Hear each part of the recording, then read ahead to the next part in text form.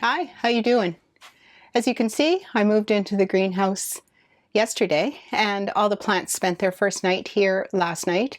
With a heater, of course, because it got down to, I think, 3 degrees last night. And so they did well. As a matter of fact, it's such a nice day today. There's no wind and it's kind of sunny and cloudy, and it's the perfect kind of day, I think, for getting the plants into the greenhouse. But also I've started hardening off some outside, and I'll just show you my simple little setup for doing that kind of thing. So I have a few things that I want to get done today. I want to start with transplanting some cabbage and some broccoli. I want to get to the pruning, some of the pruning, the dogwood, maybe the golden elder that I want to get done. As well as I'm going to do a little bit more cleaning and, like I said, see what other kind of trouble I can get into. I love to putter, so, you never know what might come up in my day-to-day, but those are my priorities today. My name is Sharon. I garden on a large yard in a small town in East Central Saskatchewan, Zone 3. Welcome to my Sass Garden. So I'm going to start off with the cabbage and broccoli. There is my cabbage. These were all seeded just on April the 8th, just after I got back from vacation. There's the broccoli. And although it is almost time to be able to plant them into the garden, they can go in quite early. I want to give some away that I thought maybe I would just grow them on for a week or two in these. So I've got pre-moistened Promix HP, as you all know. This is my favorite, my go-to for pretty much everything, indoor and outdoor, and seeding as well. I just sift out the big bits when I do some seeding. So I think for myself I only need maybe 10 cabbage, and then I'll just whatever I have left I will give away. And I grow the Tierra variety of cabbage. I've grown a few kind over the years. Really, I just grow cabbage for fresh eating. So just like pretty much any other seedling, just get it down there.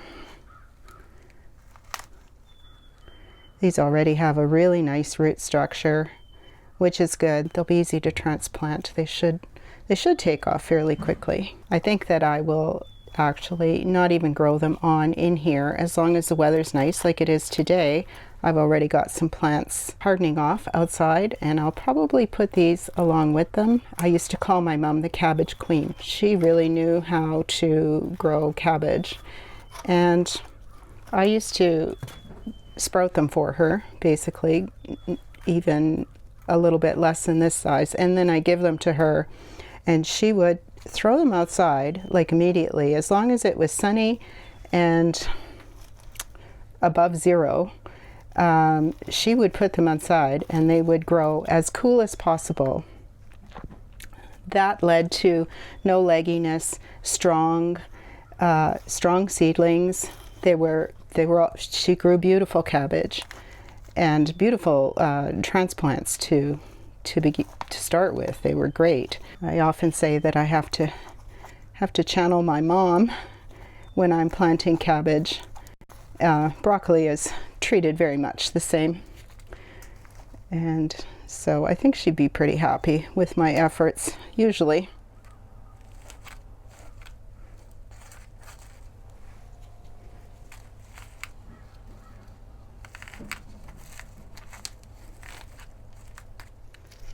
So now this is the broccoli. This is the chief broccoli. I've grown it before. It doesn't make huge heads. I think that next time I buy seed, I will buy something else that makes bigger heads. I actually don't need very many. Again, I think maybe it's like 8. They all go in the same bed, broccoli and cabbage. So broccoli and cabbage like to grow very cool. They will grow a little leggy and a little kind of wild if you grow them too warm. And like I said, my mom used to put them out. I used to think, oh my gosh, it's so cold. How can you have plants outside? But they were really happy that way. So I'll just get these potted up. The other thing you have to do with broccoli and cabbage, what I have to do anyway at this time of year, is you have to be careful about early flea beetles. They will attack young transplants if they're not protected. I find that flea beetles overwinter and they emerge and they are looking for something. And if you have broccoli or cabbage or any of the cabbage family, if you have plants out, they're going to find them. So I'm just going to save these others just in case some of mine don't take, although I have 2 dozen here, and that's more than enough. One task done. I'm just going to give you a little tour of what I have in here as well as what I have out on the cart in the hardening off area. Here's the geraniums. These are the big potted, I call them the mother plants. These are the plants that I took the cuttings from, and now I'm letting them come into bloom. And you can see they have lots and lots of buds and they're looking really healthy, really good. These are the plants that I wintered bare root in a paper bag in the basement. Doing really well. These are different colors than the mother plants. These were the plants that I just thought, oh, I can't throw them out, so I landed up putting them in a paper bag and under the stairs for the winter, under the stairs in the basement for the winter, where it was about 15 degrees, and they did well. And one, you know, very small. So they are a little bit hit and miss. If you only had 2 geraniums and you were thinking about wintering them in that manner, I would suggest it would be better to winter them as potted plants and then take cuttings. I actually think I prefer that method over this method. Now, that's going to depend a lot on if you have the room and the lighting to winter them this way as a potted plant and then be able to take the cuttings and root the cuttings. And these are the cuttings here. And, you know, they're doing pretty good. Some of them a little small, but some of them are a very nice size. There's one that I love the color of these. These are my peppers and they are coming along nicely. You know, they have another, they kind of look small probably, but they have another, today's the 24th of April, another 6 weeks, I'm going to say 5 to 6 weeks before they actually get transplanted outside. Some of them will get transplanted inside in the greenhouse, and I'm going to try growing them in the greenhouse, see how they do. So they will really come along quickly now that they're in the greenhouse. And not long ago I complained about the California Golden Wonder, and here they are. And they still have some yellowing and a little bit of leaf curl, exactly what they did last year. But the new growth looks really good. And I didn't transplant them because I wasn't sure what was going to happen to them. But you know, after I thought about how cool it is in the basement, I thought, well, perhaps they just need this California Golden Wonder, perhaps they just need more heat. So I put them on the heat mat. And you know, that really spurned on their all this new growth, because it wasn't that long ago that I was complaining about these yellow leaves and there was no new growth.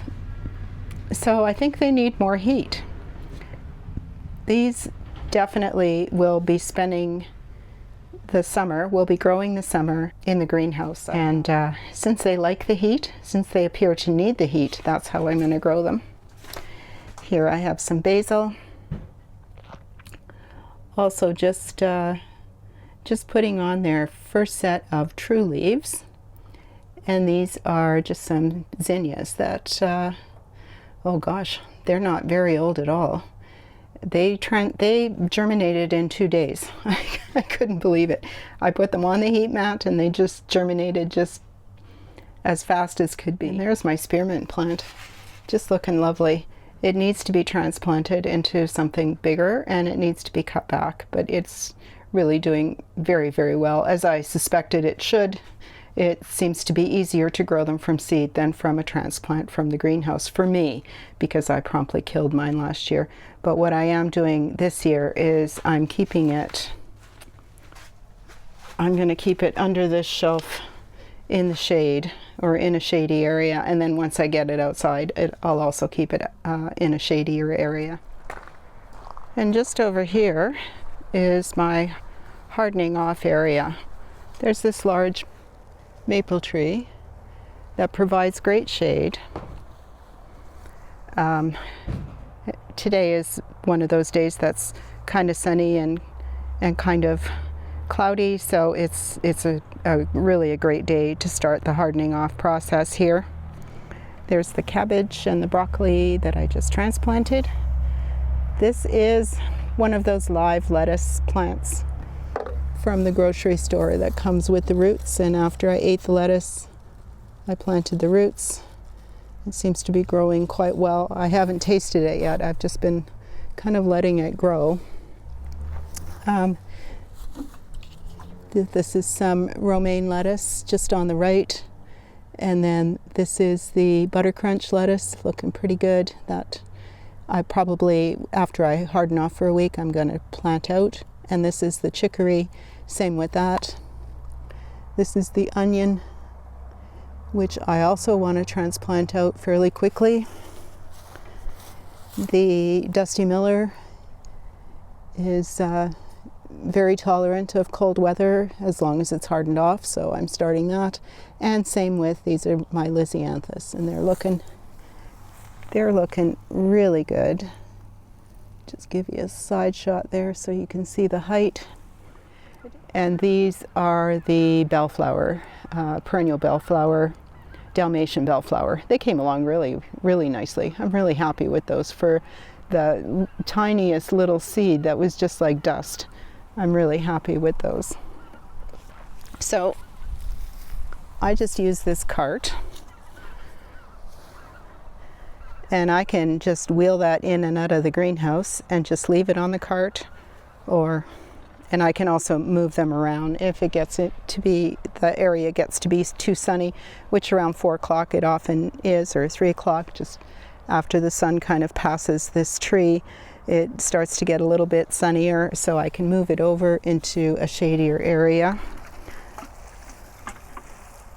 So I haven't yet watered these transplants.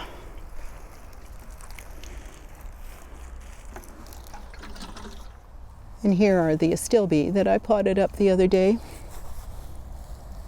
And you can see the new growth just starting to pop through. So however I planted them, I don't know if you recall or if you saw the video, but I had some questionable moments on which way to plant the roots because they were coming from everywhere, it seemed. But they're doing good. And these are my tomatoes. I planted just not that long ago. I planted 2 or 3 seeds of each tomato. And I have at least one Juliet came up, 2 Beef Maestro out of 3 seeds, 3 Plum Regal, 1 Esterina, 1 Fiorentino, that's one of my Sicily seeds. So yeah, just one of those came up out of the 3 seeds, but 4 out of 3 seeds, so obviously I got that wrong, of the Borghese. 4 of those came up. And so that works. I think in total I want 7 plants. And so again, these will not get planted out for quite some time. So I'm going to, now that they are getting a set of true leaves, I'm going to transplant these as well into some solo cups and grow them on in here. So these are the dogwoods that I want to tackle. There's a large planting of it right here, as well as another large planting of it just behind it. And I'm not sure if you could see, but on this side is the nice bright red stems, and that's all new growth that I cut back last year, and these grew 7 feet very quickly. What I want to do today is cut out all of this darker brown wood or the gray wood, and I want to cut that right back. So this back half is going to be pretty much bare, but again, they grow up very quickly. And this part with the nice red stems, I'm going to probably cut back to about 1/3 because I would like this to be just a little bit shorter than it is. I did plant them initially for a screen because over on this side we had a portable garage, and our boat, which is since gone. And now I have this area that is going to be landscaped in some manner. I still haven't quite decided what I'm doing there. And so I'd like to see it. I don't want it to be all closed off, screened anymore. Same with the other one, although I think the other one I'll leave just a little bit higher because it does provide some screening to the street as well. So I'm just gonna, I have these. These are my battery operated pruners, and without these I'm not sure that I would be able to prune as much as I do. These are completely a hand saver. They are very scary. I'm quite sure they'd take off a finger. Actually, I think I'll put the camera just over on the other side because that's the side that I'm going to be working on, just down below. This is a pretty good opportunity to show you something that I just got, and they are cut-proof sleeves. Now, I don't know about you, but when I start pruning, I come out of it looking like I've just been in a cat fight or something because I am scratched and, you know, bleeding sometimes. And I usually wear short sleeves. You, of course, could put on long sleeves, but sometimes you're walking around and, you know, you say, oh, I should prune that. And I usually wear a t-shirt. I don't want to go in the house and change. And often it's just too hot to put on a jacket. So these, they're a little bit long on my little short arms and a little bit loose. But I think probably loose is maybe better than tight, as long as they're not so loose that they would get caught on a branch. They come up right to underneath the arm, and then they have a Velcro strip that just comes across there. So, and they're cut proof, so they say. I've not tried these yet, so this is the first test of them. I got them from Amazon. They came 2 to a pack for, I can't remember the price, maybe $30, something like that. But I thought that was quite an interesting idea. They have other kinds too that are, some are cheaper and some are all flowered and very gardeny looking. They're also stretchy, so I don't know how big of an arm they will accommodate. It says they're size number 18. I don't know what that means, if it's length. I don't recall there being other sizes actually. We're going to give them a whirl, see how they do. Because I am going to get caught up in here, and it is going to be kind of ugly for a minute until I kind of trim away some of this.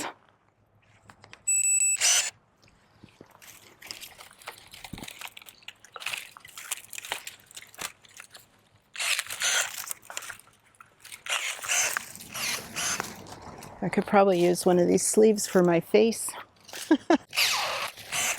So for these pruners, this is about the size of stem that it'll cut. Any more than that and it starts to struggle. And down here I have a very thick stem. This will not cut it. So I'm going to have to come in with a saw. I think I'll do that right away because it's going to allow me better access in there. And I see a few other very thick stems that will need a saw as well. All right, I think these are better strapped onto the skin with the t-shirt put over top. Otherwise they were moving a little bit too much, I think. We'll give that a whirl. This is what I have. A little steel.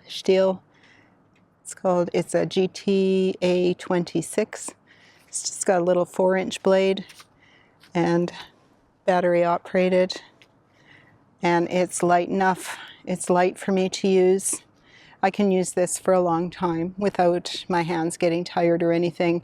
It has a lot of power too. And the battery also, this unit as well as the battery operated pruners, the batteries last for a long, long time. It's got a little safety switch here that you press down and then the trigger makes it go, but the trigger won't make it go without the safety switch.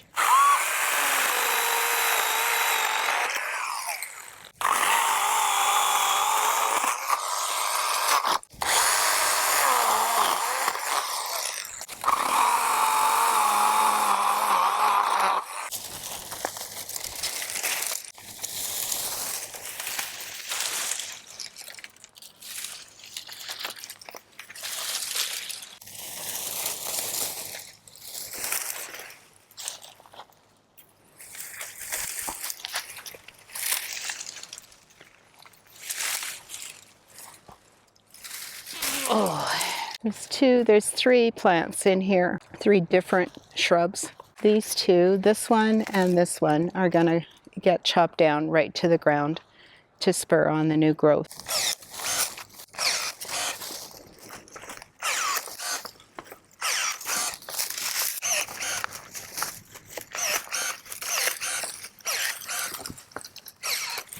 There's also lots of quack grass growing in here.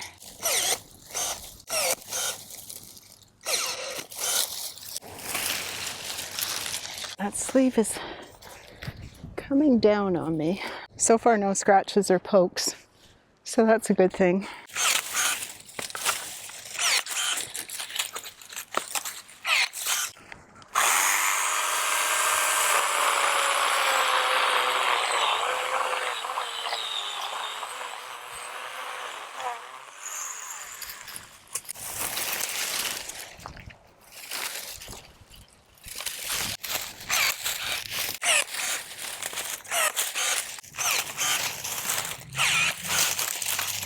So this, for those of you who may not know, is called rejuvenation pruning.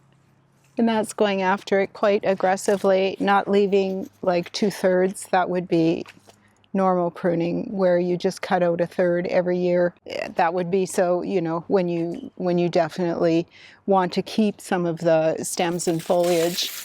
But I wanted to do the rejuvenation pruning, and honestly, for dogwood, they take no time at all to pop up and be almost as large. So I'm just going to come in here with the saw and take some of these big stems just a little bit lower, just to clean it up a little bit more. Oh, what a mess.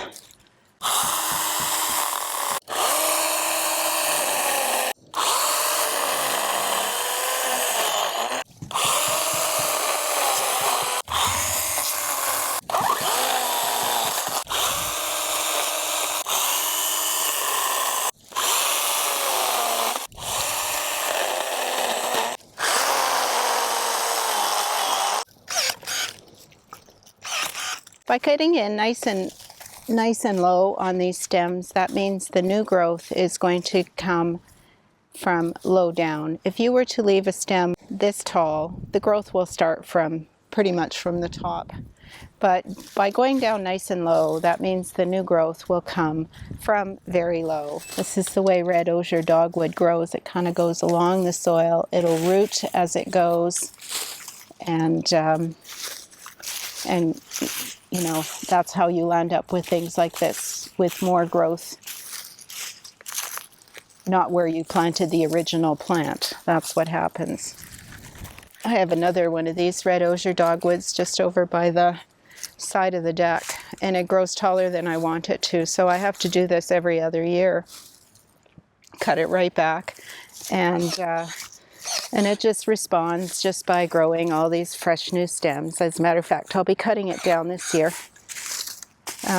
Within a few days, probably, I'll be getting at it. So dogwood is good. Certainly in rural areas or big areas or places where you can let it run. But if you're trying to grow it, especially this red osier or the native dogwood, if you're trying to grow it in an area where you want to keep it contained, you do have to be after it every year, and even mid-year, pulling up the stems that are going along the ground and rooting, and where they root, they're going to start new shrubs. So you do have to be after it, and I guess I would caution you about planting that if you do want just a small little shrub. They all look all nice and cute when they're small and in a pot, but some of them can be pretty aggressive. So that would be my caution about this red osier dogwood. There's nicer ones, I think, that don't go quite so crazy. I have one on the other side of the yard that it actually puts on very little growth, so it's easily contained. But the red osier seems to be one that we often see in the garden centers, and they start very easy. They start from seed, actually. I find seedlings everywhere in the yard. So anyways, I'm just gonna, wow, I don't know what's going on with the wind, but I'm just gonna finish this patch off, and we'll check in with you in just a little bit. I got that done, the dogwood. It took a little longer than I thought it would. It was kind of a big mess once I got in there, and I'm just going to show you what I landed up doing just in a second. First, I thought I'd tell you about these sleeves. The right one stayed up really good, so I don't know if it's where I had it attached, which is sort of just above my bicep. This one kept falling down. It's my left arm. It could be a little smaller, maybe. I'm not sure. But, you know, for fast jobs, they'd be all right. I certainly wouldn't want to wear them all day long. I think I'd choose a long sleeve shirt instead. But I have no scratches, no pokes. And I really did get in there. So had I not been wearing this, or long sleeves may be out of ripstop nylon or something, because I have also gotten caught and ripped shirts or ripped t-shirts. So these really did do the trick in that respect. It doesn't have any little rubber things or anything just under there. It does have kind of an elastic, but I think that's just still a little bit too big for my arm.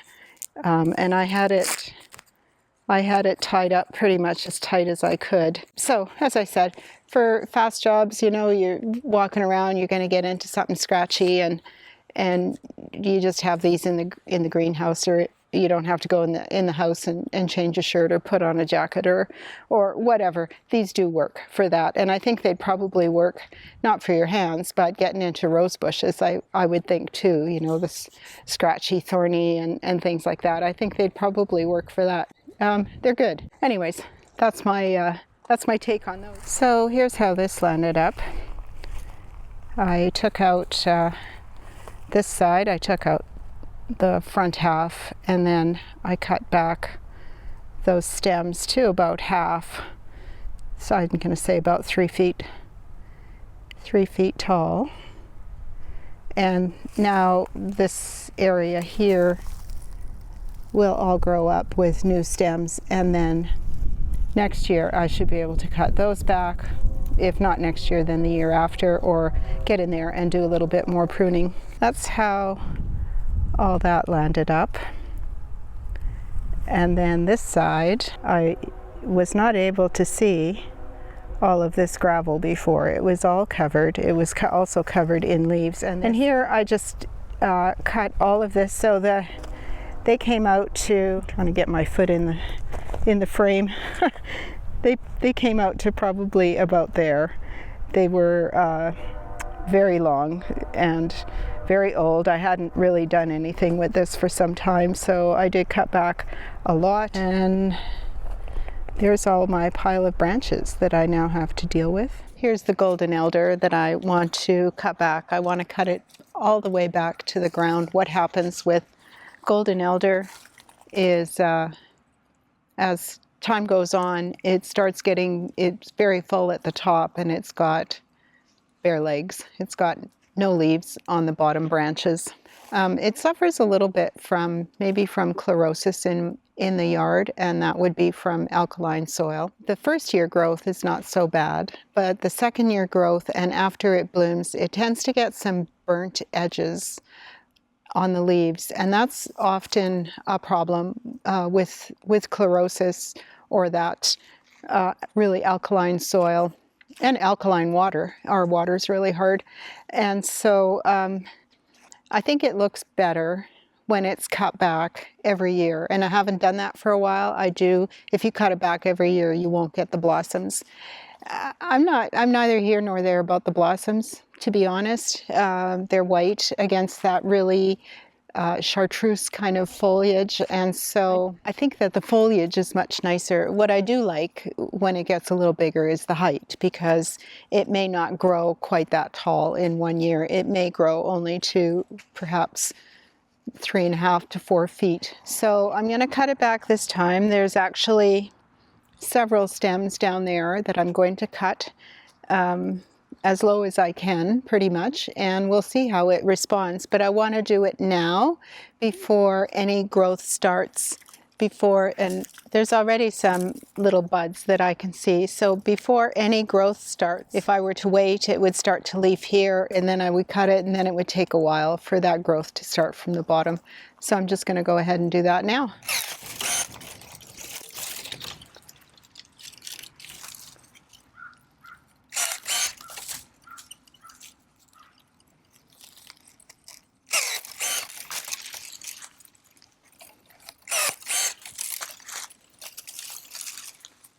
I didn't think I'd need the saw here. Oh, maybe I won't. Ah, there we go. I made quick work of that. That didn't take any time at all. So hopefully it'll respond as it has in the past with nice new growth. And I'll be sure to update you on the progress that it's making for sure. Thanks very much for watching and for hanging out with me today. I hope you enjoyed it. If you did, give me a thumbs up, tell your friends, and if you haven't yet, hit that subscribe button. See you.